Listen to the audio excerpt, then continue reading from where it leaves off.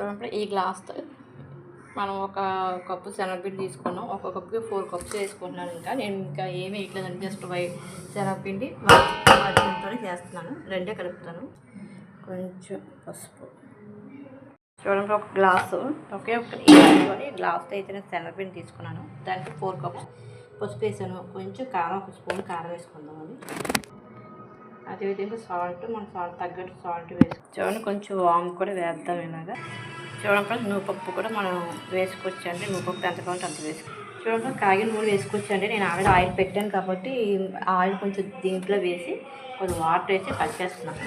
మన కన్సిస్టెన్సీ ఎలా కావాలో ఈ కన్సిస్టెన్సీ విధంగా ఉండాలండి.